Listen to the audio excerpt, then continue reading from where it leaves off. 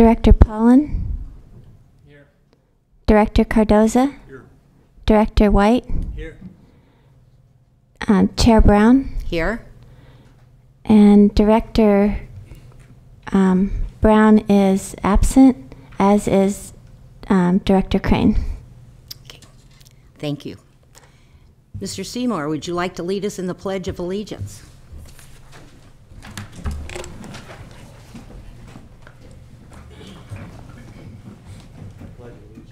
To the flag of the United States of America, and to the republic for which it stands, one nation, under God, indivisible, with liberty and justice for all.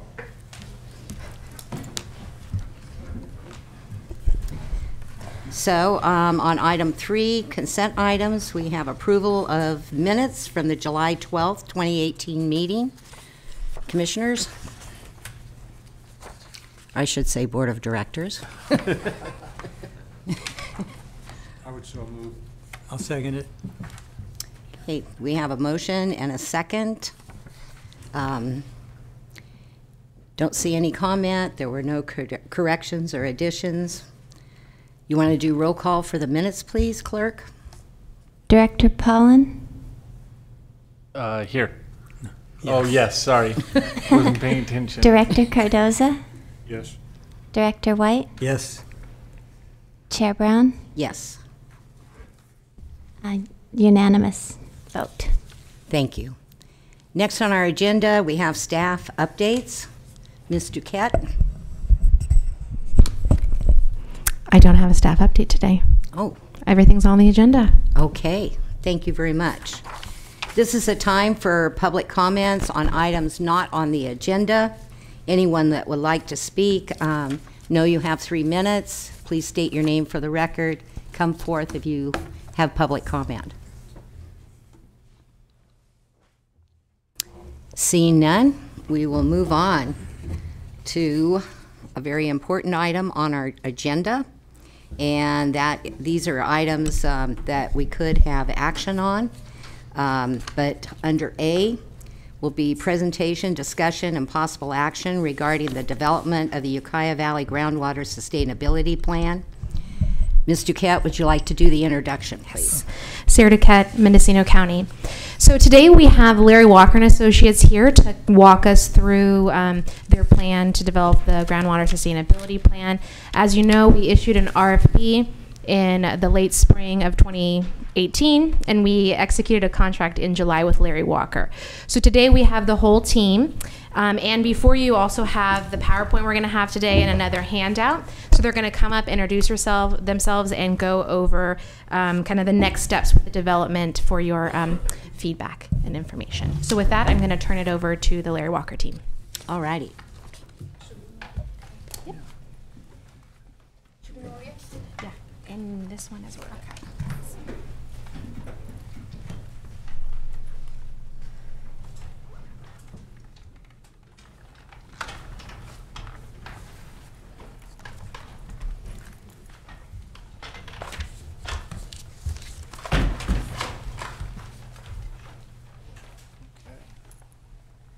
Okay, good afternoon. So, yeah, today is really, you will see that you have seen already some of this presentation. We try to keep the same style you have seen in the past, but what we want to do is really that you see a little bit better who you'll be talking to, who's gonna work on this project, what we will be doing. And also, we started the actual work, so we started with the idea of communication plan that would be good to discuss and get feedback and see how we can work together. So as Ara said, yep. I need to have each person introduce themselves for the official record. Well, we can do that now. Can we do that? Okay. Yes. So my name is Laura Foglia, and Laura Foglia. Perfect. With Larry Walker and Associates. Hi. Is this on? Just push the sign on it. Clerk. Oh, on the table. Clerk. Ah. Hi, I'm Tom Grovog, also with Larry Walker Associates. My last name is Grovhoug.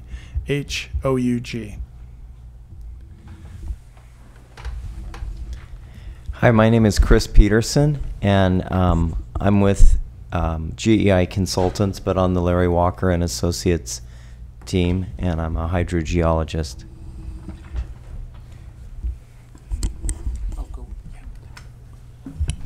Hi, my name is Samuel Sandoval. I'm a faculty. I am an extension specialist at UC Davis. So this is the Larry Walker and Davis team.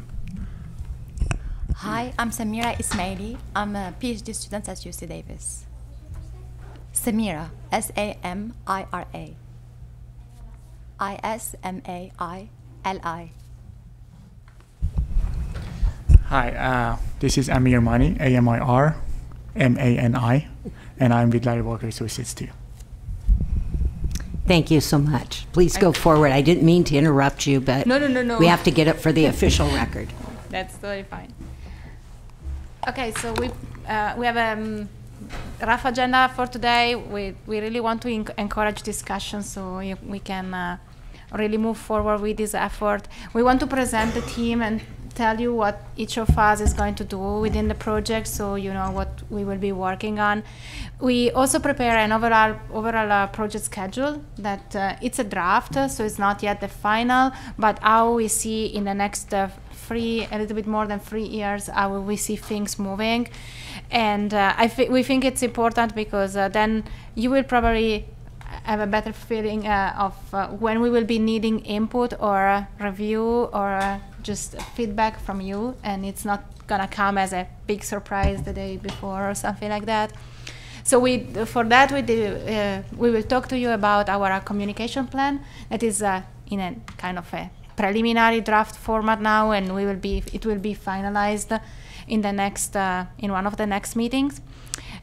We also thought about a process for the TAC to review documents and how the process of TAC review, GSA, board review will work. And the first thing is we decided to kind of have two type of TAC review process. One is the regular process, but right now there is also the review of all the previous phase 1 reports. So how we can facilitate and help with that part of the work. And then some ideas on our interaction with the USGS effort for the entire Russian River Valley, so how we are communicating with them. And a last item that we added is about asking DWR for technical support service funds, so what we can, which type of support we can ask them for. And so this is our team, you know us already from the previous presentation, but we will tell you a little bit more what each of us will be doing. Obviously, we have more staff which will be working with us, but these are kind of the reference people here today and the people really bringing the work forward. So my name is Laura Foglia. I work at Larry Walker Associates, but I'm also a faculty at UC Davis.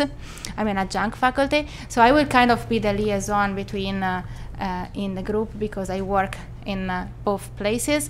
I will be managing the project, but my main expertise is in groundwater surface water modeling. So that's the component of the GSP where I can also bring most of the technical knowledge. And I'll let you.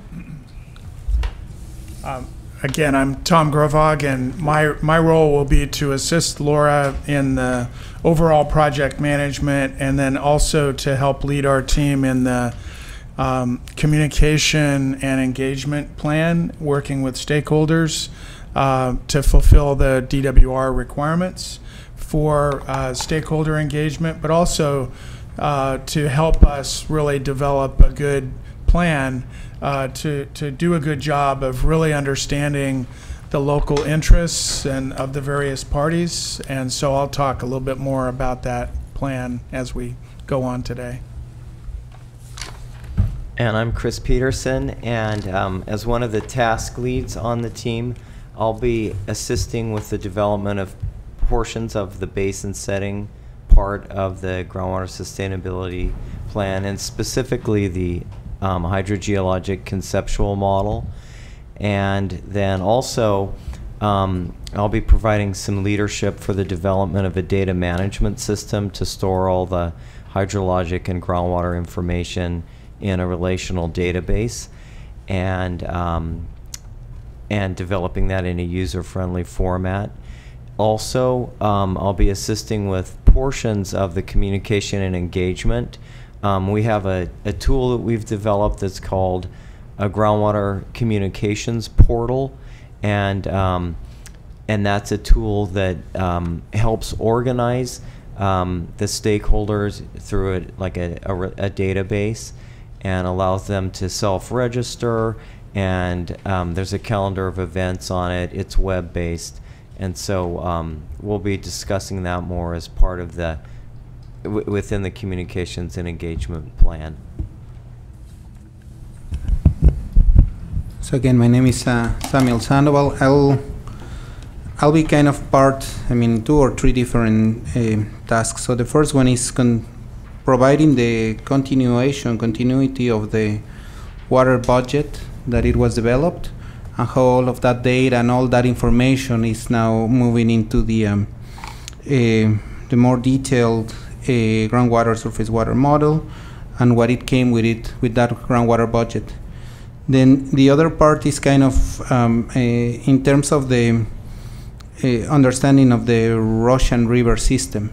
So the Russian River system or the Ukiah Valley Groundwater Basin is a portion of the bigger Russian River Basin. So understanding how all of those things come together, that's something that I will be working on this and helping the guys, making sure that they are accounting for a lot of that. And then the third part is a little bit more on the details. So there are each basin has a certain number of details, and with details of crops and how water is used and different operations and so on. So bringing also that one. So that's on the technical side. The other part that I can bring is some of the people and the scientists that I know around the basin. So we have our extension office across the street, where we have scientists that have devoted their life here. So that's the other part, and some other technical expertise that I can bring on this. So that's it. I'm Samira again. I'm a third-year PhD, and my advisor are Laura and Sam. I'm working on basically on this project on data collection, modeling parts, and also like management and strategies for the GSP. This is going to be a basic core part of my PhD before moving to this next or the second phase of my PhD, which is Lake Mendocino optimization under different strategies of the GSP and the PVP release changes. Also, and at the end, our last phase is going to be kind of trying to explore the managed aquifer recharge in our agricultural areas. This is like 3 chapters or phases of my PhD, and modeling parts and doing the GSP is the first part of this PhD. Thank you. Hi, Amir here. My personal responsibility goes for, I'm the assistant project manager, so I'll be assisting Laura and Tom during the whole project. On the technical side of it, I will be more involved in the modeling part of the GSP and also the sustainable management criteria and minimum thresholds, and the GSP preparation after that. So talking in the basic of the GSP would be from the basin settings to water budget and then the preparation of the plan. Okay. So so we can start now going through what we plan to do, some timing and some details. This is something that you are already seen, but it's kind of going to be like our roadmap for today. So what we will be presenting you. What we said that since the very beginning is that we would like to develop a GSP that is going to be accepted by everybody. So it's going to be accepted by the Department of Water Resources, but also the local stakeholders. And to get to that level of success, we want to develop an effective communication and community involvement. we want to be on time as much as we can on providing you deliverables and also providing you on information on feedback that we may need from you so that we don't get at the last second with requesting too much. And then I'll talk to you a little bit about the tools and in terms of database and models that we will be using in the future, but this is gonna be probably more on the next meeting because when we will start getting into the database management plan. And then I'll tell you about the coordination with the USGS modeling effort and how all these models that right now probably can be confusing and overwhelming, how they will eventually be working together if we are successful. So, Tom, I'll let you lead the communication plan. Okay. One of the first things that we need to produce under the for the project and for the plan development is the development of a communication and engagement plan. As I said, this is required in the DWR regulations under the Sustainable Groundwater Management Act. So there's some of this is prescriptive, but it actually, as we look at it and we'll implement it, it actually makes a lot of sense in terms of the way they've laid it out to start off establishing the project schedule and the meeting schedule for the GSA, which we will talk about after I'm done. So that's a component of the communication plan, but also at the front end, being very clear what the goals and desired outcomes are for that plan, which is to effectively engage and involve people from the community in this plan. So that's one of the main things that we want to be communicating to people. Also, as part of that, we need to be clear with all the other stakeholders, including yourself, what the decision-making process is for the development of the plan. So everybody up front kind of knows where they can plug in, how it's going to flow, and so the schedule, again, which we'll present to you as a draft today, but I think it's very key to be able to show people where we are in the schedule, where they could have input. So that's one of the key things that we want to accomplish.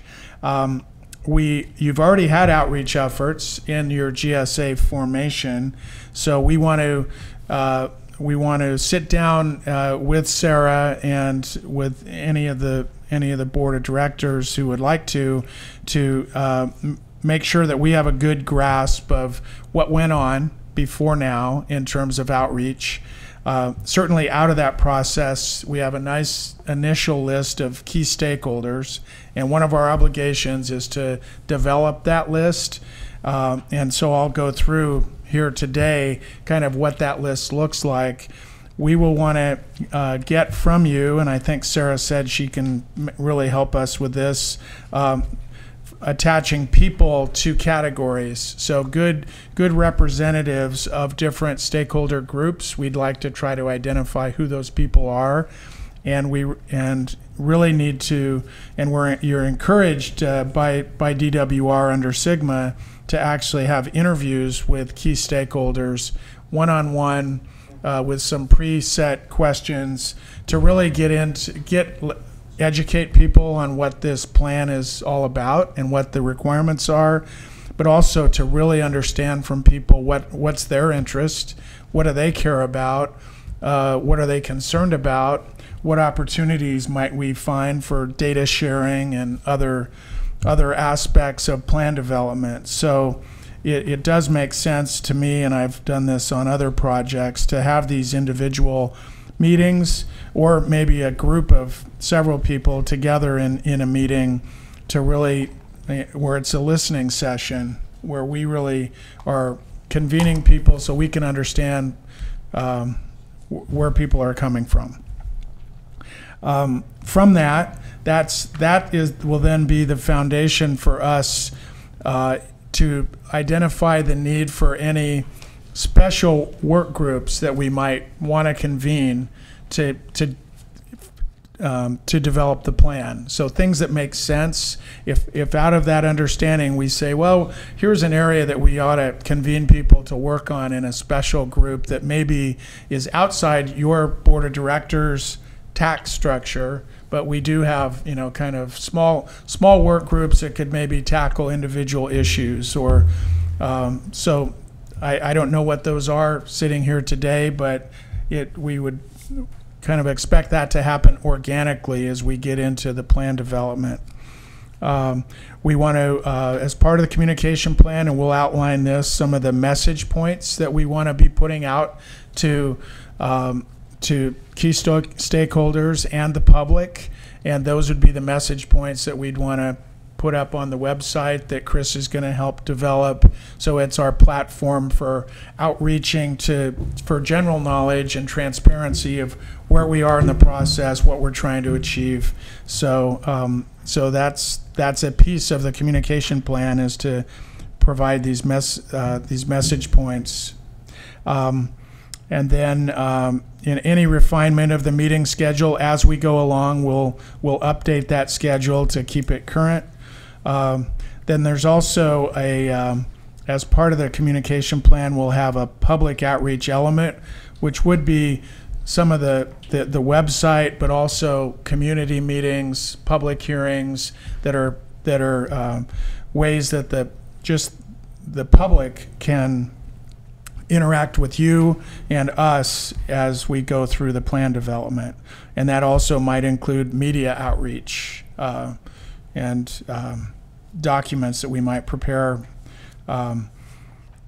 as part of, you know, if we want to use that as a tool to let people know what's happening with the plan development.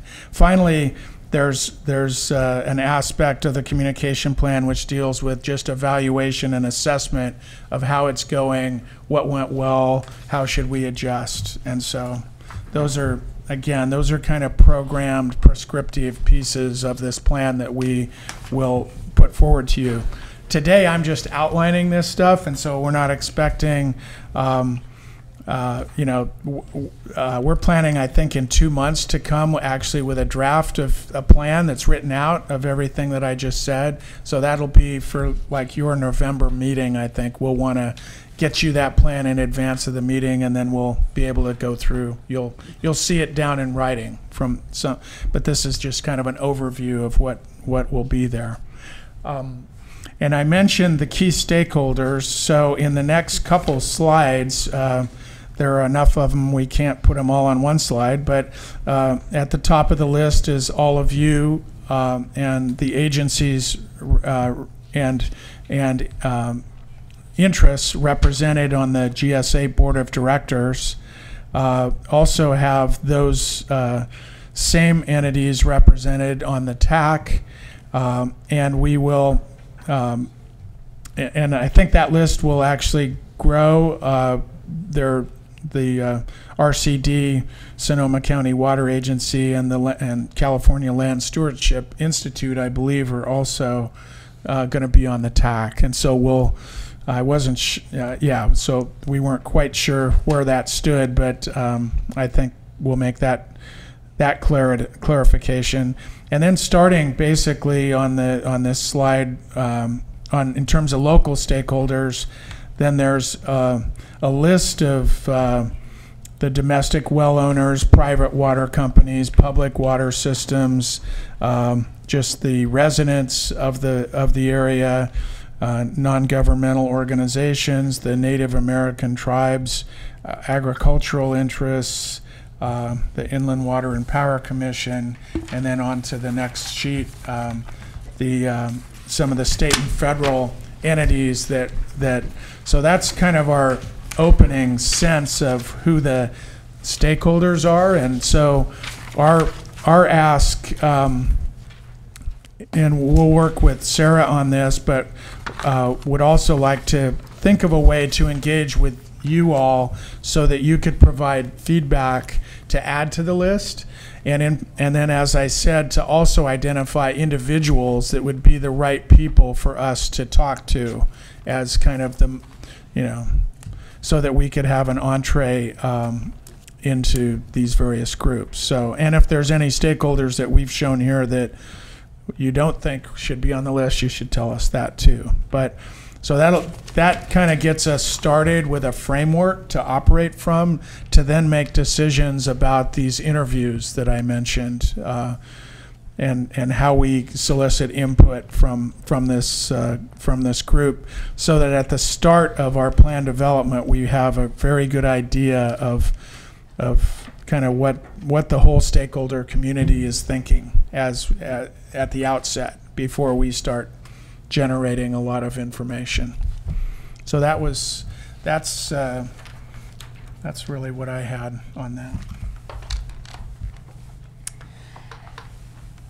Coming to the project schedule, obviously we modified it a little bit with respect to what was in the proposal. So now we have it started this month. We already did something last month, but let's say it's more official in September. And we kind of try to make it simple. So following 5 main big tasks. One is the management. The management is going to happen during the entire project.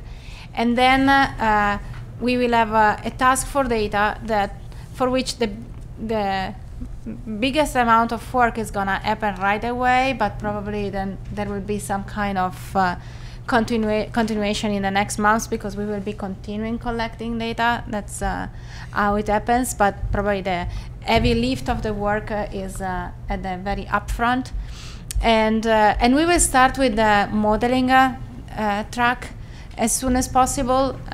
Most likely it's going to start at the same time as the data, but obviously it needs to get information from the data to really get it at the point of being efficient in the development. And with the modeling, we include both the hydrogeological conceptual model and the actual numerical model that will be developed. And then we define another track that we call the management strategies and GSP preparation, which should really include all the discussion on future scenarios, alternatives that you would like us to represent with our model. And all this information should kind of help us in finishing up with the drafting of the GSP.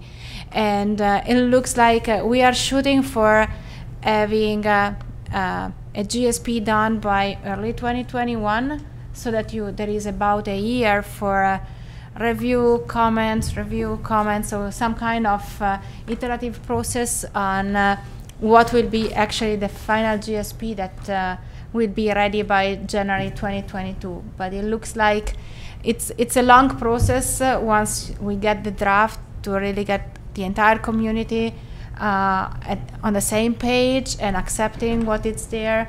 Maybe in your specific case it will not be so controversial, so that might be the good part.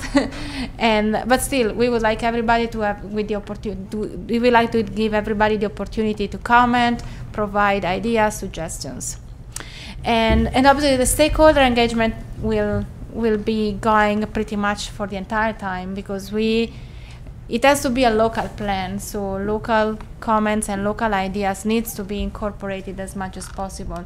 So the local feedback is a key component in the entire process. So this is just a rough idea to make, mainly to provide something which is probably quite much easier to understand than a complicated Gantt chart, like 4 pages or 5 pages in the proposal is just one sheet.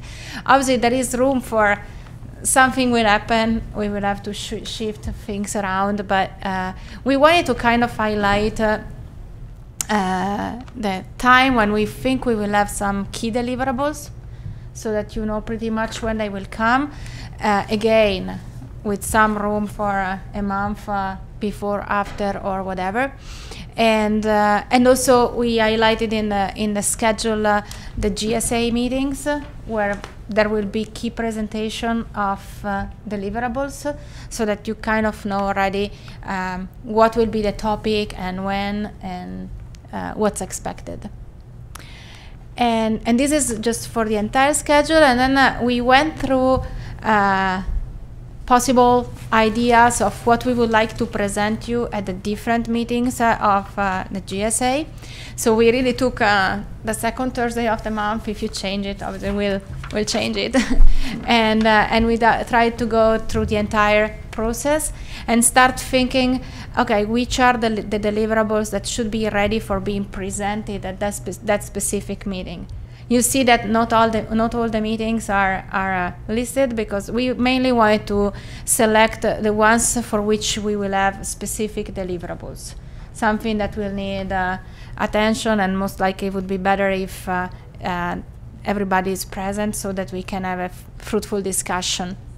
And these are the orange dates. So as I said, this is still a draft, something that we started developing. We can still modify. And then the green are the dates or the period of time when we expect to have the TAC working on providing comments. And this is gonna happen. Basically, we will try to give to the TAC the documents in advance, so there is time for review. We can incorporate the TAC comments before everything goes out to the board, so that the process is not in a rush. And so we have 6 main deliverables that the task will have to review, and these are the time frames where we expect to need comments from the TAC. Also, we are thinking that to make the process as efficient as possible, our tech memo about the different components of the GSP will actually really look like chapters of the GSP, so that at the end we will not have to rewrite or rework on it. And this will allow us, for example, once the hydrogeological conceptual model is ready, we can prepare it in the form of the GSP chapter. It can be up on the website for comments, and everybody can comment right away. This will kind of facilitate. There will be not a 2,000-page document at the end that everybody needs to review, but we can get reviews step by step. And for the way the DWR thought about the GSP, it's really such a step-by-step process, so that we can really go through it, and there is no need to wait the end to really understand the other chapters. So the chapters can be kind of independent. Then if there are comments at the last second, obviously we will accommodate those, but we think it's going to be more efficient for us and for you if we have the chapters ready along the way. So not just on January 2021, but something before. And and as I said, this is what we are going to kind of finalize, with always some understanding that there might be changes here and there based on whatever happens in terms of data or so, but we will try to stick with this kind of plan. And I mentioned to you that we wanted to discuss the TAC process, and we came up with ideas of defining two different options, and not really option actually. We will go differently for the regular TAC process and the review of the phase 1 report that has been done in the past years. So for the typical process, as I said, we would like to give the documents to the TAC early enough so that they can review, and we were thinking something like 1 month prior to the upcoming meeting for review, so that they can just organize their time and provide comments, and then we can receive the comments from the TAC and also present at the GSA board meeting, so that we can present you what's going on, and then we can include all the comments that we got from the TAC, eventually feedback that we can get for the board, and implement everything in the final document. So it's gonna be kind of about a 3-4 months process. So we go first through the TAC, then we present the work, and then we include the comments. One tweak on our graphic, I think we when we do a draft and then we give that to the TAC for review, that box that says GSA board meeting, I think that should say TAC meeting, because at least the way we've been discussing it. So we would then give it to them, they'd get to review it. We would then go to the TAC and do a presentation and have discussion of some of their comments, We would then work on their comments and then bring it to you guys as, and this is a question area we had as to whether this is going to work for all deliverables. Is that okay for the board of directors for it to flow this way? Or are there some items, and when you look at that prior slide and see what we'll be working on, for instance, management scenarios, might we want to have a preliminary discussion with you all ahead of, just going to the TAC? So it's a matter of how you and your TAC want to work together is really the question here of how you see it flowing. Just 1 minute. Any comments? I think that the point where I would like it to come back here would be if it involves leaving us with some major cost after everybody goes away. So if it's going to involve that type of thing, then the more times it comes back here, the better. As far as technical details, I don't think those have to come here. Okay. Yeah. So that's very much going to be in this track that Laura identified of the management strategies and GSP preparation, and embedded in that one is also where we set these sustainability criteria. So you're kind of putting the marker out there of what you need to hit in the future. Those are all things that would be cost sensitive or have cost implications. And so I think the other things of pulling data together, going through, developing the conceptual model, doing the numeric model, that's probably where you want your TAC to be our, we'll be interfacing directly with them, and you guys don't necessarily need to see that sausage making aspect of what we're doing, but the output from the model and and then the model is the tool that we use to run these management scenarios. That's where it gets, I think you're going to want to be involved more heavily on that track. Yeah, maybe we can be precise here when we say presentation conducted. If necessary, we can really make a distinction depending on what's the topic. So if it's a topic that really requires and would benefit from having comments and suggestions from all of you, or if it's just something kind of, let's say, routine that probably doesn't need, because we can even think about having a presentation for the TAC, but also when it's something critical, it can be a presentation for both. Yeah. So a discussion with the TAC, but also a discussion with the board when it comes to scenarios, decisions, and the other thing oh, go ahead. I'm sorry. No. Go ahead. The other thing was we wanted to, for our scheduling, we wanted to make sure that we get you deliverables what amount of time do you want to see things before we talk about them at your meeting, and especially if it's more of a final deliverable. So that's where we've set out some, before we really had a discussion with TAC, we were carving out a month.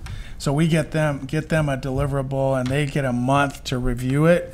Is that if that feels about right, and then I think the interval between the meeting we would have with them and when we'd bring it to you is 2 months, and so then that would allow us to go through, make revisions, interact with them, and then get you a document ahead of your meeting by a week or 2 weeks.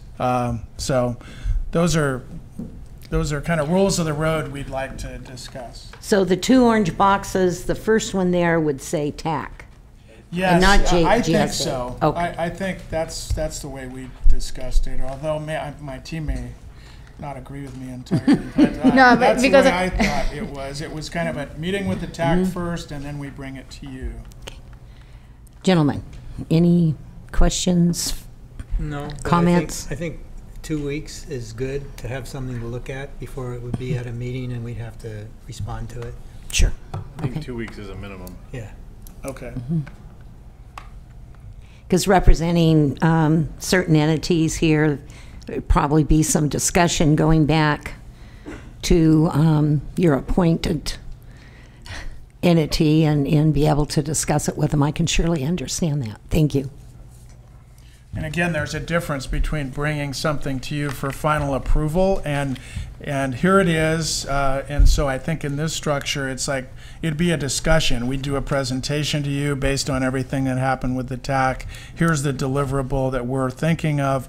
We would then get feedback from you, and then that final product actually follows that kind of process. So we're not, asking you to review a bunch of stuff and make a call within 2 weeks, typically. And I think I feel comfortable with that. Okay. Yes. Okay. Okay, and here is what we try to do to kind of facilitate the work of reviewing phase 1, because it's a lot of reports that need to be reviewed, and we went through everything. And obviously, if the TAC tell us that they have time to review all of them, that would be good. But what we did is kind of going through all the 6 reports, check which are the key piece of information, where are the most important sections that really needs to be reviewed, and we provided you here with the kind of roadmap. So sections to review and most important sections. You can even decide, because we understand that otherwise this process may take a lot of time, and probably we want to make it as quick as possible, in a sense of, let's try to understand really what we need to build upon and what we need to use, what you don't agree with. So that's something that the sooner the better, in the sense that we want to start quickly, moving quickly, and just but we don't want to reinvent the wheel. If something has been done and everybody agrees on that, we don't want to do it again, so it's already there. So this is what we did, and we kind of came up with just a suggestion on the key pages, the key information, and the key reports that would need to be reviewed, and just done in a way just to facilitate the role of the TAC at this point. Then if somebody has time,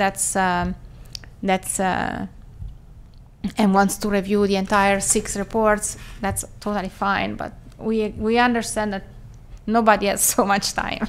So these are our suggestions, and I think we would like to probably kind of get a discussion with the TAC before next meeting, so that we can really understand what's feasible, and if something like this can help. We can also put together a little summary of the report as we read them, and just give them even more information on what it's there, what's the topic of each of them. Hey, Laura. Yep. Just a comment, and I think this is also try to keep moving forward or building upon whatever it was built, that now is key. But I think at the same time we want to kind of turn the page. We want to say, okay, this was done, this is important. You really need this to review, and then you have read it, provide comment, and let's move on. Because I think this is we're at that part of the system. As Laura said, I think it's just being real clear the foundation that we're building on as we go forward. So the TAC hasn't had a chance to review these reports yet, so we want to make sure that we get their feedback to really understand that foundation. So we'll discuss this with them. We just wanted to bring it forward to you as here's our idea of maybe a way to streamline that process, but we'll discuss it directly with the TAC and see if they want to do it this way or if they have other ideas. It was just our thought of a way to, since our folks have read these reports, maybe possibly streamlining it. This is helping them out. Yeah. Hopefully, yep. And the next topic is about we were discussing about coordination with neighboring basin, which in this specific case is particularly important because there are many other efforts ongoing, and also for us, it took a while to understand exactly who's doing what and why. And now we have a better idea. Plus, Sarah put us in contact with the USGS group that is working on the full USGS Russian River model and study. And we attended the meeting, so we could listen for 3 hours to all what they are putting together. And this helped us. We already know the people working on that effort, but it's always good to see exactly what they are doing and see how we can build upon that and what we can exchange eventually with them, and really how we can in the Ukiah Basin build something that can be useful also in the larger effort. And really we want to have communication in both directions. So if we have data for them, we can provide and find a way to kind of avoid duplicating efforts. So yep. When you're talking about neighboring basins, you're talking about basins within the same watershed. Yeah. Okay. Yeah. Sorry. So that's neighboring basins mainly, in this case, is mainly Sonoma. Well, and mainly it's this USGS modeling effort that they're undertaking and really trying to use as much of the information that they're generating to make our job easier. It'd be the way. Yep. So, yeah, Laura. You can. No. Yep. And so basically we went to this meeting to try to understand what's going on and how we can fit into the bigger picture so that we can all benefit from what has already been done and what we can use. And so to give you an idea, while discussing with them, they are working on the large Russian River, and so the effort is through Sonoma Water, but also mainly sponsored by the State Water Board. And the idea is to develop a model that is really representing the entire watershed, and they call it a GS flow model. You probably hear the name, and the reason why they call it the GS flow is really a model that includes not only the valley, not only the groundwater basin, but also the entire watershed. So it's also looking at the uplands and whatever comes from, let's say, the mountains. So they are building this model for the entire area. We are up here, and so the goal for this GSP would be to develop a model which is just this reddish area up here, which is your watershed. But again, this is the entire watershed, and the groundwater basin is the red line inside here. So the GSP in principle is for the groundwater basin. Obviously, we cannot completely neglect what's coming from the entire watershed because it's your recharge area at the end. So if we want to be kind of compatible with what USGS is doing, the idea would be we concentrate on this area, but we build a model which is gonna be the same type of model, the same type of study that USGS is doing, just on a very refined, much smaller area. And to give you an idea of how this will work out, we put together, this is a sketch which is not the reality yet, it's what we learned at the meeting 2 weeks ago. So USGS is developing this model for the entire river, the entire Russian River Valley, which has a dimension of the grid. So a grid means how much you refine your system, how many data you are going to include in your system. In this case, they are really kind of providing information every 300 meters. So that's the grid size that they are using. That's the amount of data and information that they are including. Obviously, we are going to work in a much smaller area, so we were thinking at a smaller grid because you may have more data. We also would like to represent better your the river and how the river interact with the aquifer, and a river which is 300 meters might not be really the reality up here, and we know that, so we want to go smaller so we can include more information. We are now here suggesting a 50-meter grid that is going to align perfectly with the 300 meters that USGS is using. It's just going to be inside. But 50 meter is just a guess that we have right now. We may go 60. USGS just asked us, can you do something that fits with our 300? So that the grid and the discretization, the data will kind of be all aligned. There will be no way to really say, oh no, but your grid is just tilted, so it doesn't work with ours.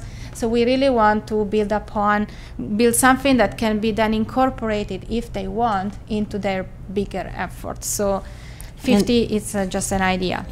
And with the USGS study, we are a partner, and I understand they hold conference calls every so often, but we have not had participation in that. So, you know, I'll talk to Don. Would it be Jay or you? Oh, I just talked to him. Okay, thank you. Yeah, we've been invited at this technical meeting, which was very useful to understand what's going on. Then USGS has a different timing, so they already started, but they have 2 more years before delivering in the model.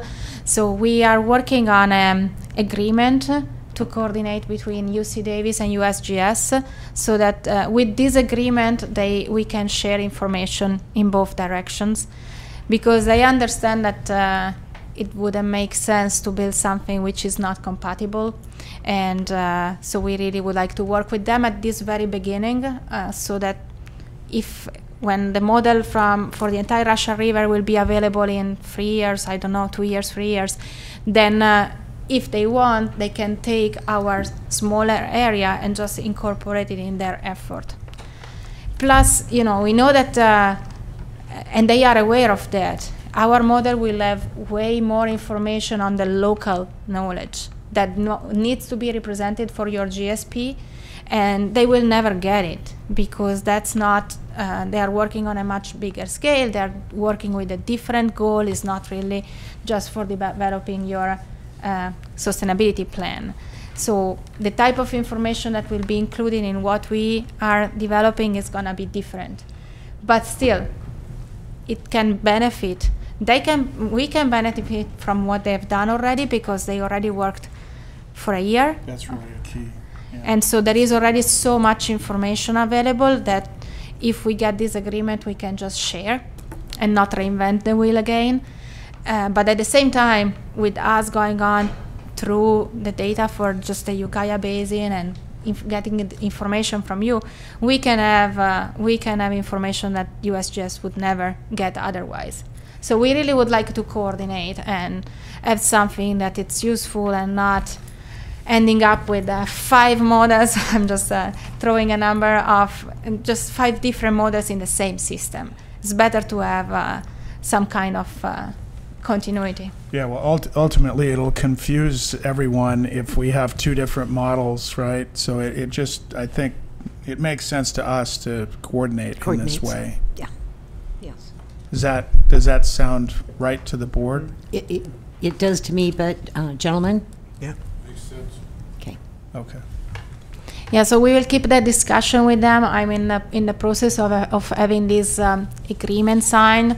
Without the agreement, so Sonoma Water seemed to be already giving the green light to USGS as well as the state board, and everybody agreed that it's good to just work together. And plus, we know the people from USGS since many years, so we can work with them. Somebody was at Davis, so it's not that we cannot reach out to each other. It's just a question of having a formal agreement. Without that, USGS cannot really release anything until when the project is really done, which would be too late for us, because it's 2 years from now, and we need to start earlier. So that's this is what we are working on. So our plan is really that our model will be refined up here. There will be a model that will simulate and will represent your uplands and all the recharge coming from the mountains, the tributaries, and then there will be the refined groundwater model just where there is the valley, and the 2 of them will be working together so that there will be an exchange between the surface water and the groundwater, which is what it's needed in this area, because that's the key answer that probably we need to provide with this GSP, really understanding how the Russian River and the groundwater system are really interacting. And on this respect, we started, I think Tom already in June mentioned that, we were looking into the opportunity and the chance of applying for a technical support service with DWR, with the department. But in principle, these services were sought more for drilling wells. And while going through the data that are available in the system, what we came up with is an idea about not really just drilling wells, but we mostly would like to collect data. And we need to collect data in a way that is going to provide an answer for our key problem, which, as I said, is surface water and groundwater interaction. So we are already testing this in other basins with the same problem.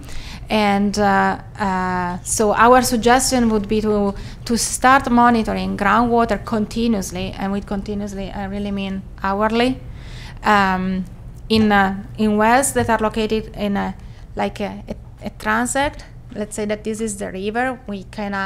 We may highlight or find 3 or 4 wells that are kind of perpendicular to the river.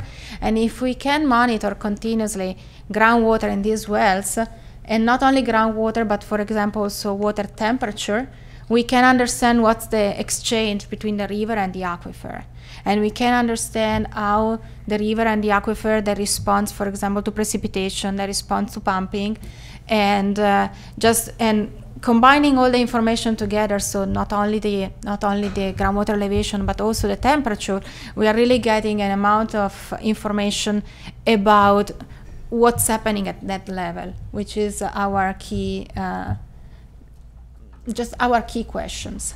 Because with the data that we have right now, we have seen that groundwater is measured kind of sporadically every 6 months. This really doesn't give us any chance to really correlate groundwater and surface water. And these type of systems are pretty easy and not expensive. They can be installed. They stay there for 10 years. There is a telemetry system that it's just transmitting the data daily to a web server. We can have a website, so if you want to go, you can go even daily and check the wells and see what's happening. And we are actually, at UCD, we are actually customizing the site so that it's going to take some time, but probably by the time there will be data from this basin, it will be all up and running. We can also run some statistics, create reports at the end. And describe the equipment. Now I describe the equipment. Oh, so this is what will come up. The equipment is something extremely simple. We just need a well. In other basin, we are using agricultural well, knowing that in the summertime they're pumping, so the data that we collect in the summer are not perfect. But then when the pumping stops, it's really giving us the type of information that we want. And it's a simple pressure transducer, which is a very simple, like a pen that just gets installed, with a cable that gets installed in the well. And then on top of the well, there is the system with the data logger and the cell phone that is transmitting the data. And the good thing of this type of system is that it is that beside the labor for installation, but now we are getting up to speed with that because we are installing many of those, then there is no labor involved. Unless one day we connect and we see that for some reason there are no data. So something happened to that specific instrument, so you have to go out and do maintenance. But otherwise, the instrument stays there. You can check your data continuously and just go out when it's needed. And and as I said, we can customize them to collect groundwater level, temperature, and as needed, we can also, in some of them, we can collect electrical conductivity, so that we have another kind of tracer, another kind of information. But that's something. So what it looks like. We may put in an application for asking for contribution for this type of systems. We are already working on checking out locations where eventually there are wells that can can be used. We also already worked out the problem of the fact that these are private wells, and not everybody wants to see their wells up on a website or something like that. So up on the website there are no names, no exact locations. So it's really difficult to really understand who's the owner of that well or whatever. So we went through a sort of exercise in the Cazamnes River, and we are doing the same in Siskiyou County. So the farmers and everybody, the private landowners, seem to be confident as long as we have this agreement that there are no names, no exact location, and so nothing that can really, unless Laura, yeah. just a comment there. And so this is good as information for us for understanding and to developing an improved modeling or description of the system. But also I think at the same time is a good way for you to have some backup data for you to, if there is any agency, or to prove that you're doing good management practices. So it kind of can go in both directions. One for us helping us, and the other one to say like, look, I mean, actually, I know how the system works, and I know how, and I have the records of how we've been operating it. So that's also another way of thinking of this. Once we get into implementation. Yeah. Down the road, once it moves from a plan to implementation, now these same devices can help monitor improvement. Plus, data are data and cannot really be questioned much. The models can always be questioned. Doesn't matter how good your model is, but you may always find somebody that eventually want to question what you are doing. The data are, You talked about putting in for this funding with DWR. Can you do that as an entity, or would the GSA need to do that? Sarah Duquette, Mendocino County. First, we want your buy-in because you are the board approving the GSP, so we want buy-in from you that this is something you're interested in doing. Once we do that, it would be through the water agency would go ahead and put in the technical assistant application as the grantee, obviously with the assistance of Larry Walker, and they can, and I've briefly gone back and forth with Aaron about the process and the application. So once we kind of get buy-in, this is something we want to do, we can move forward, but it'd be the grantee, which would be the Mendocino County Water Agency. Okay, so that would go before its board of directors. Or would it? It's kind of possibly, because it's also has to do with threshold of dollar amount. Exactly. And this is actually a very inexpensive way than saying we're going to go drill like 5 wells. So this project could be relatively small and not require us to go before the board. Okay. Gentlemen. Is this system required in order to develop a GSP? It's not, this system is not required. It just might be something way cheaper than other way to collect data. And the other way is using established wells already. No, but the idea here is to use established wells. So we are thinking instead of drilling new wells, and so using the TSS support for drilling new wells, let's go out, select wells that already exist, and just put the instrument. So to give you a rough idea, one of these instruments that can last that we can put in a well that can last for 10 years, it's about $2,000.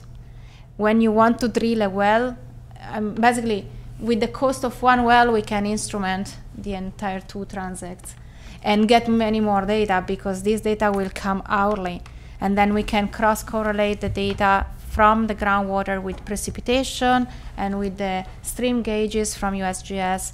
So it's not required. It's just cheaper than having somebody that goes out and collect. But and the amount of information in the end is more. But for your GSP, because the groundwater surface water interaction is such a key, I think we really think this is a very good idea.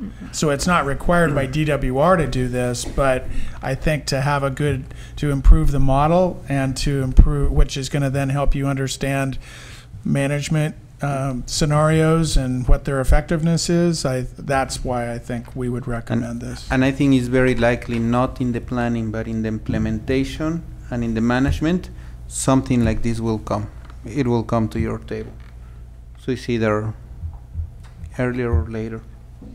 And you said this would be similar to Siskiyou County project? Siskiyou County is doing something similar.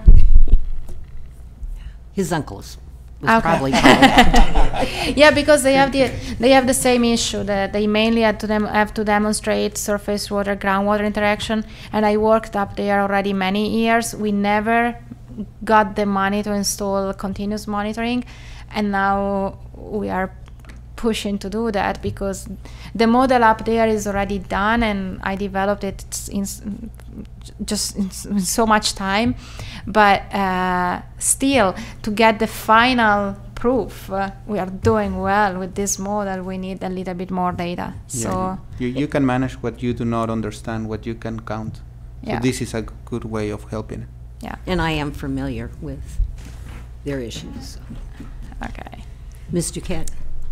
Sarah Duquette, Mendocino County. I would recommend too, along with this will save you money in the long run. So if we have to do this later, there might not be technical assistant money at the time. So it would help us utilize all the funding opportunities we can. And then if you'd like to move forward, I'll work with DWR on, dotting the I's, crossing the T's, and if what we have to get signed and all that kind of stuff.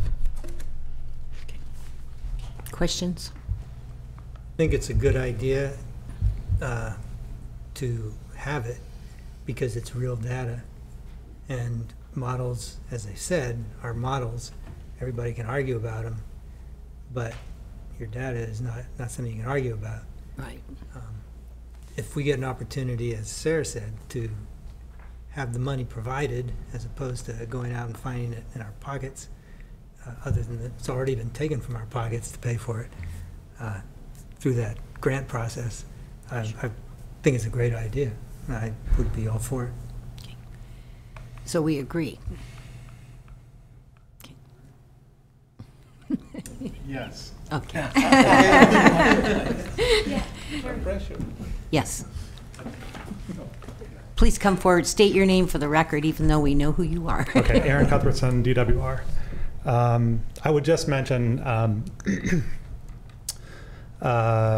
this is for kind of one-shot funding of this, so it wouldn't be operations and maintenance of the equipment long-term. So that's something you should think about. It's just a consideration. Just the capital and installation with that. Right. Yeah. Okay. Yeah, and it's exactly for this reason. That's why we were. I was discussing with our technician yesterday, and we saw that it's better to invest $500 more for having the plan with the telemetry, so that we don't need somebody to drive up here and download the data, but the data they are automatically transmitted, because it's $500 up front, but in terms of traveling out here, or even for somebody from this area to go out and collect data, would be way more expensive. Yeah. And it's really, this should last for about 10 years. So From what he said, then the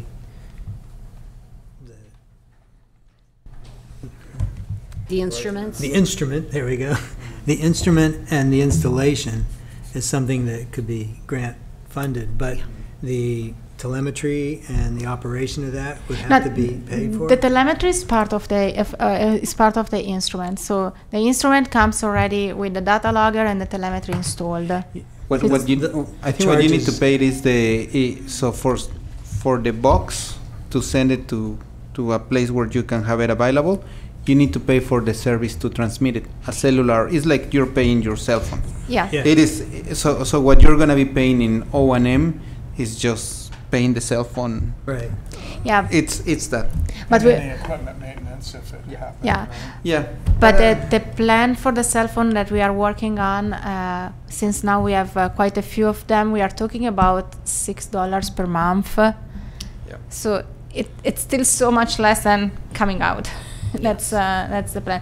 And actually, it might even be that we can, if we have more instruments, we can even work out better rates or some kind of deal, because when it becomes so they are in the order of $7-8, they are already discussing about even lowering, and if two instruments are really close, they can even use the same cell. Yes.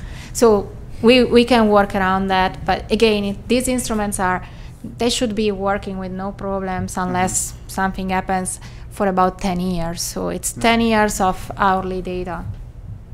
Yeah, For eventually $7 per month. So it's So just so I understand, that $7 per month bill, the amount of money sounds like it's not a big deal, but who's got the contract? Is it the Who's got the what? GSA, or is it, who gets the bill? I think for We now, would probably have it. yeah, for I now think we have it's it. Ukiah. Now, for now it's But I what we think- have with the other. So for this, until we are under contract with you, we have it. Then, I mean, once you are done, if you decide you are not interested, and that's something that you can. And that's Figure something we can include in our budget every year, and $7 a month we can afford. Yeah. I just want to understand how it all works. Yeah. It's a good question. No, it's so right now with the others, it's the bill. It's since we are working for them, we are getting the bill. Somebody is already thinking, okay, we can pay that because it's not that much. I mean, even if it's at the end of the day, it's a budget of about if you have 8 to 10 wells, it's in the order of 900 per year. 800, 900 per year. So, but again, the developers of this instrumentation with telemetry, they are really seeing the opportunity to install more, and it looks like every day we talk to them, we can get something more. So it's getting there slowly. But that's the reality. That's So we'll go forward to work with Sarah to get this application in to DWR, and hopefully can get this money. Great. okay. And I think this was pretty much all what we had at this point. What we will be doing in the next couple of months before next meeting, as we said, we will be working with the TAC on the review of Phase 1 report, just to have a fresh start and get all the information that we need. We will start working on the data management plan and a better draft, also the communication plan that today we just described to you, but it's gonna be more on a writing. We will keep working on this agreement with the USGS so that we can also start coordinating better with them. And then there is this idea of developing the application for the TSS and see how we can move forward. The sooner the better with those type of data, because we would like to have the longest possible period. Well, a question for Sure. that, like you've shown the wells existing wells, would that be a coordination item with the board or with the TAC or somebody to, if we said we'd really like to try to get these instruments in these specific wells, you guys probably know who those people are and whether, that would be a good coordination step, I think, for using your relationships to do that. It would be agricultural wells that you'd be talking about? It can be whatever. So as long as it we also have it in private wells that are just domestic wells. The only thing is that ideally we would like something as shown here, kind of perpendicular to the river on both sides. Sarah Duquette, Mendocino County. One thing that we can do is work with ATTAC and work with some of our other partners. So MCRCD, they already do the well CASGEM. monitoring for CASGEM, and the city wells are involved in that. So I think between the TAC with Sean from the city and Agricultural C, which is Levi, and Mike, who's here from RCD, we could get a lot of information on where to put that, and hopefully help in land agreements to get these installed. Yeah, thank you. Thanks.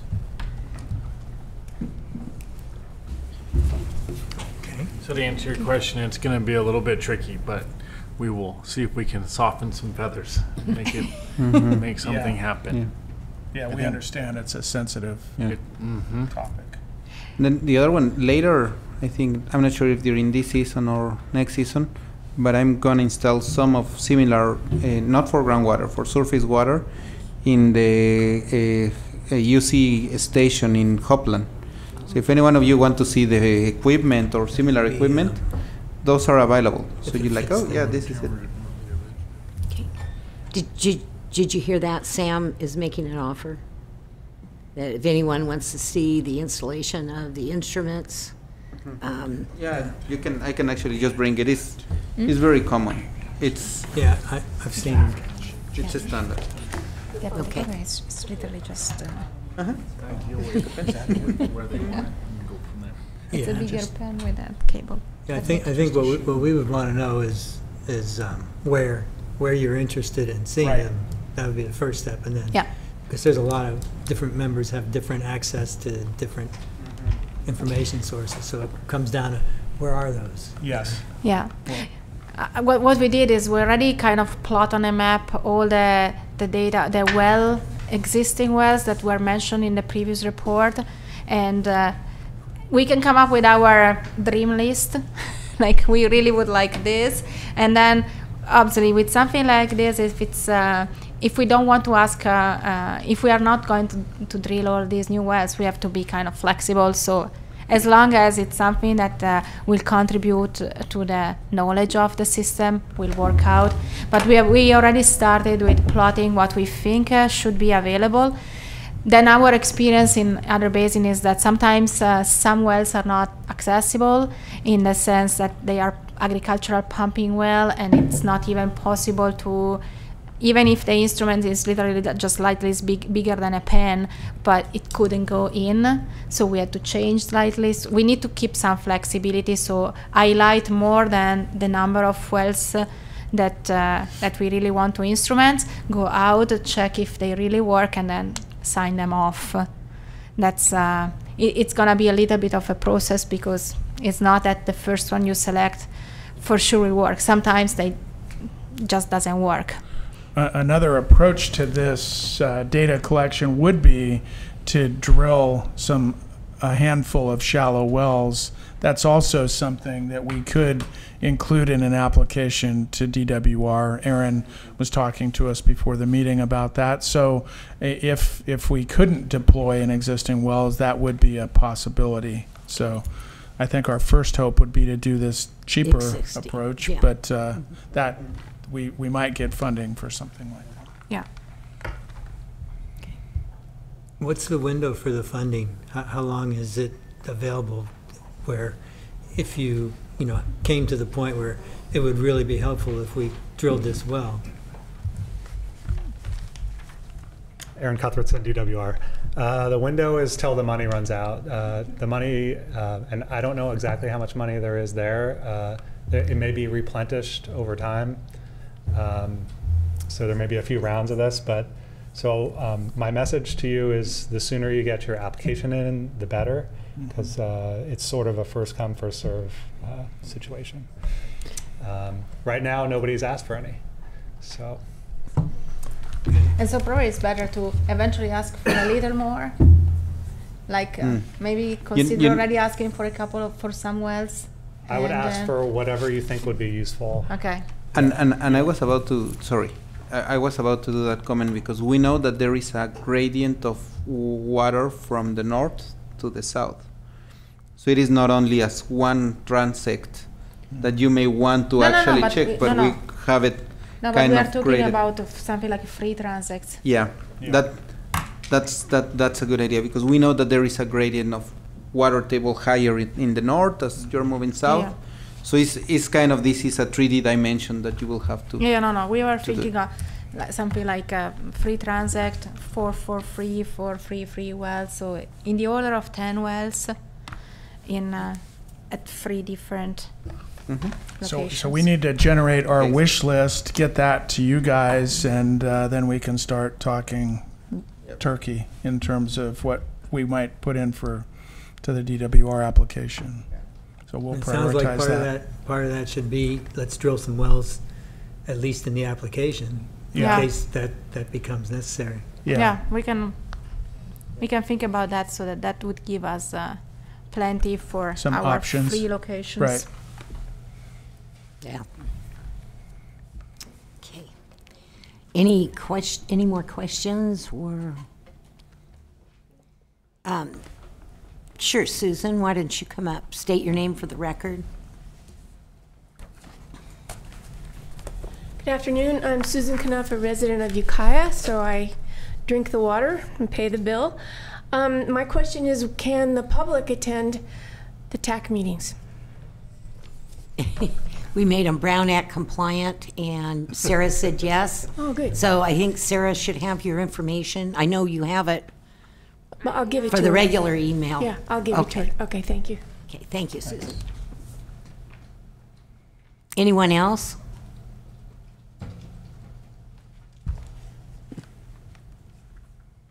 So kind of a two-part question. Devin Jones, Mendocino County Farm Bureau. And maybe to follow up on Susan's question regarding public access, if you're providing the data analysis a month ahead of time to the TAC, will that also be available to the public on those time frames for review and to submit comment?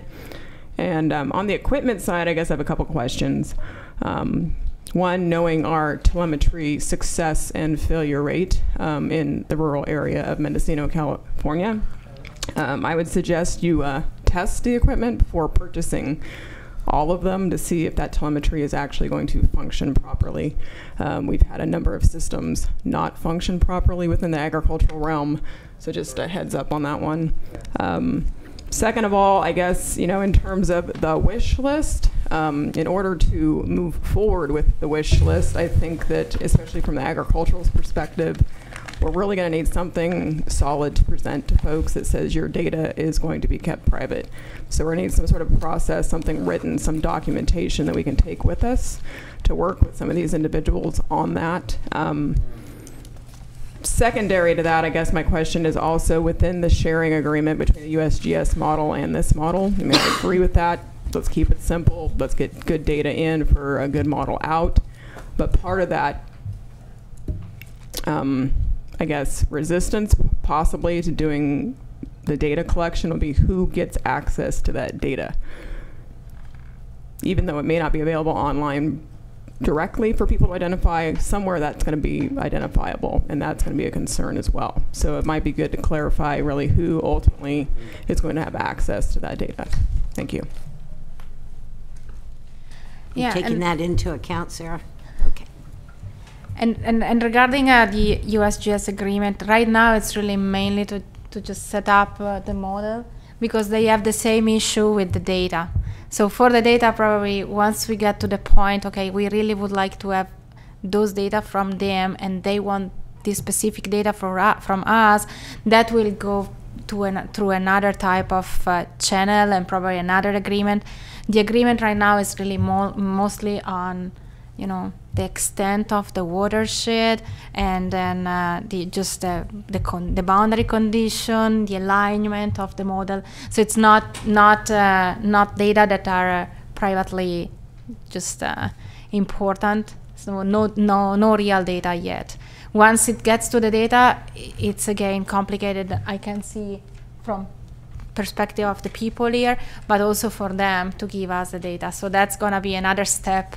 But I think we have to go step by step. So we start with whatever is not reason for too much discussion, and then see what else we can share. So right now we were really mainly talking about geology and watershed information more than the actual local data, and well data. We didn't talk about that.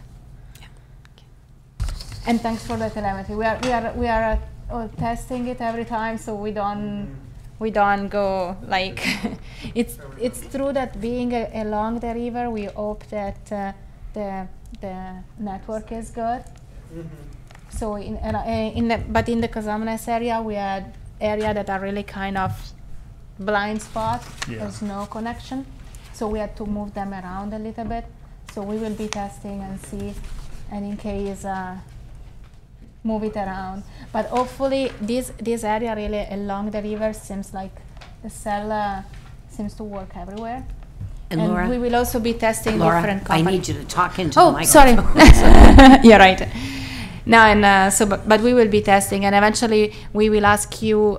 This is what we did with other landowners, which is the cell network that works the best, because sometimes it's just a question of switching. And the website would be one that you would have constructed, and because I think one of the problems we had with various telemetry options was the outfit that was taking the data and providing it, you know, in some readable format to the user was really a problem. Yeah. So that there will be 2 websites, and both will be protected anyway with passwords. So it's not that unless at some point somebody decide to make it open because of some reason, there will be a website which is similar to the one in this slide that comes together with the equipment. So basically they offer that as a preliminary way to just represent the data. But then because at UCD they are installing this type of instrument in so many places, we are also working on a customized website where eventually we will put a little bit more information, and we will tailor it a little bit more toward what the locals want, so what you would like to see and what's the interest. So that's really ongoing. It's under development for Sacramento County, and then the hope is to hook in other stakeholders so that there will be more continuous data.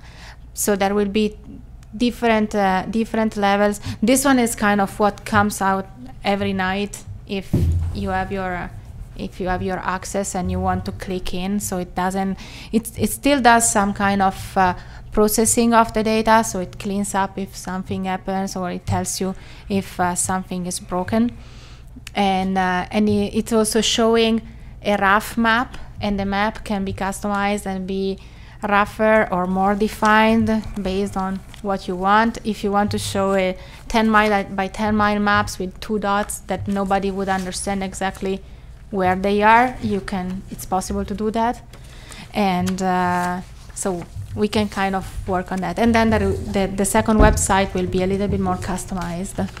So, but it's really, the technology is really, we are really starting, we started something like 6 months ago with all that installation once Sigma really came in.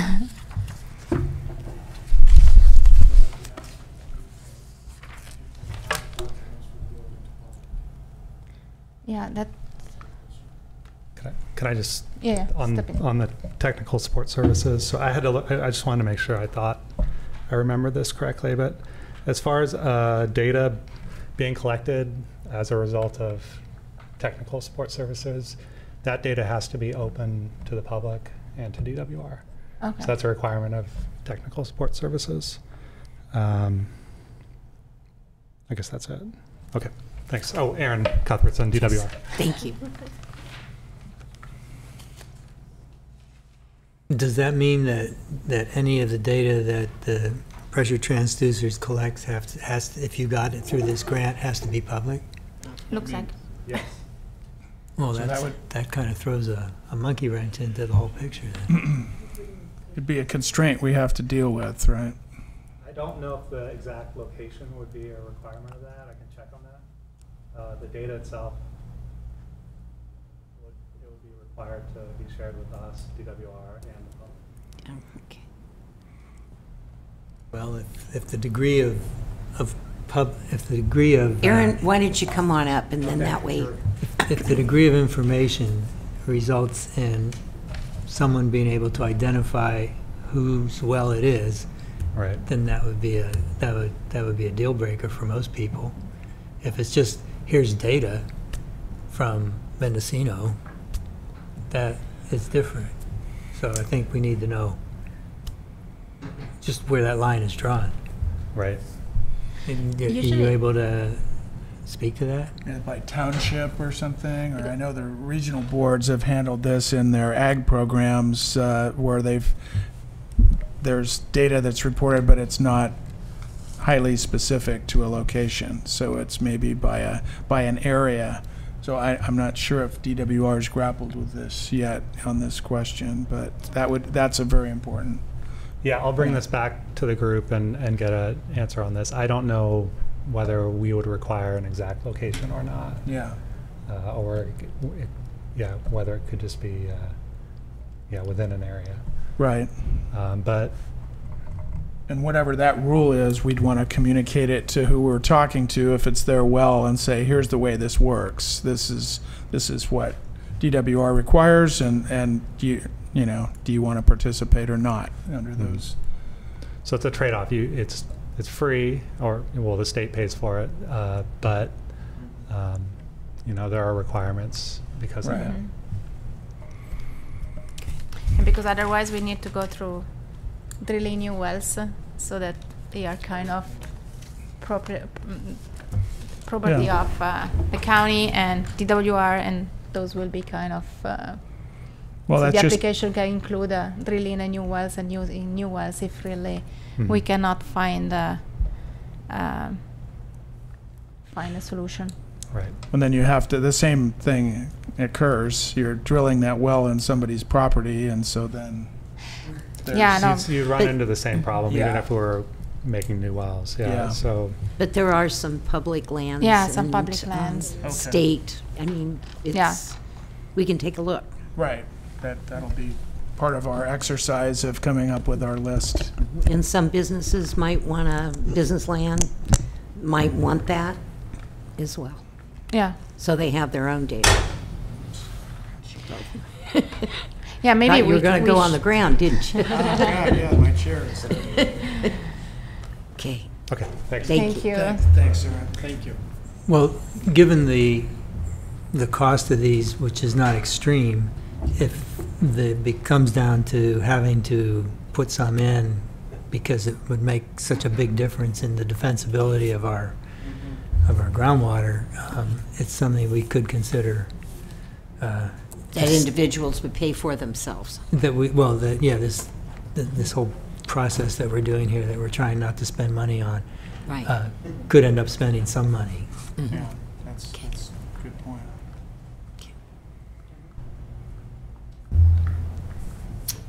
Okay, anyone else? I can see Miss Jones squirreling there in her seat. Devin Jones, same question though. I didn't hear an answer to the process for the public notification on the data for the TAC meetings. Sarah. It's really serious. Sarah DeKitt, Mendocino County. If you'd like to do that, we can. Obviously, this is a Brown Act meeting, so there will be publishing per that, but we can work on making sure that when we send it out, we can have it uploaded, as well as having all the TAC meetings online. We can definitely do that. Okay.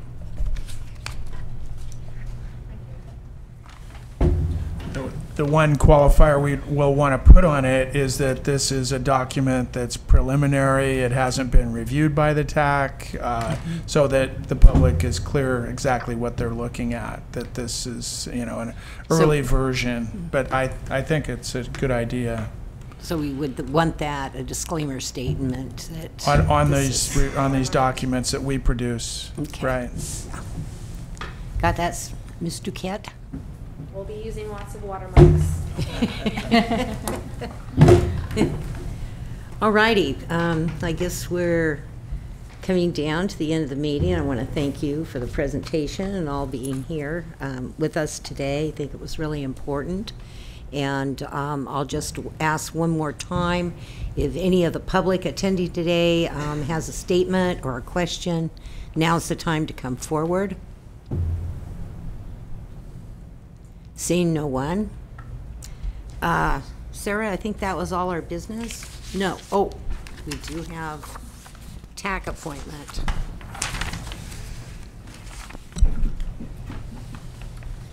Thank you. Yes. Yeah. Thank you very much. Thank you. Okay. 6B. 6. Okay, discussion and possible action related to the appointment of alternate members to the Technical Advisory Committee representing Russian River Flood Control. Upper Russian River Water Agency, and the tribal seat. Correct. Sarah DeCat, Mendocino County. Before, you'll see some changes to our tax. So we worked with the Upper Russian River Water Agency and the Russian River Flood Control to kind of move things around. So the representative that was the representative before today, Tamara, is now going to be the alternate for both members, and we'll have a member from each one of their boards. So for Upper Russian River Water Agency, that's going to be Ken Todd, and the Russian River Flood Control will be Tyler Rodriguez. So all you have to do is read the recommended action, and that will make the changes. We still don't have a alternate for the tribal seat, but Brandy, Director Brown, is working on trying to get a representative to be the alternate. So right now, though, we have members for each one of them, so we're ready to move forward and have our meeting after you make these changes today. Okay. Gentlemen, we do have a recommended action. Where is it? Did I miss it? It would be on page 1 of 2 at the back of number 6B.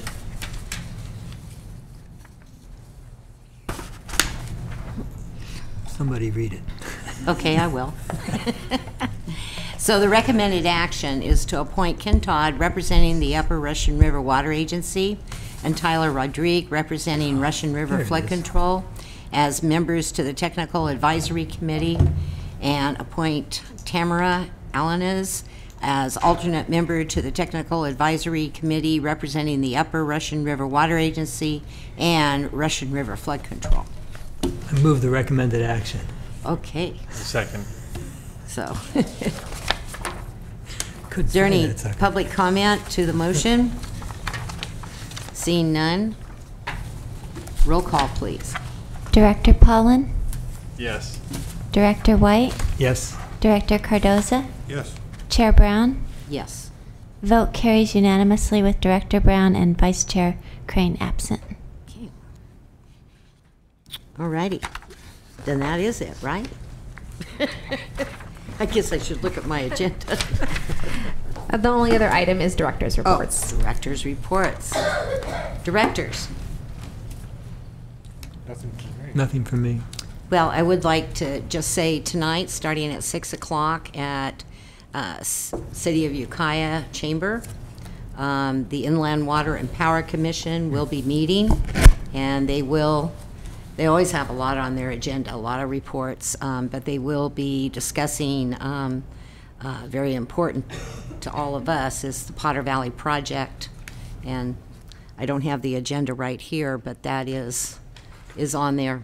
So some of you might be interested. Okay. Looks like we're ready to adjourn. Thank you, everybody, for being here, especially your presentation. That really clarifies a lot. Appreciate it. And thank you, board members. We're adjourned.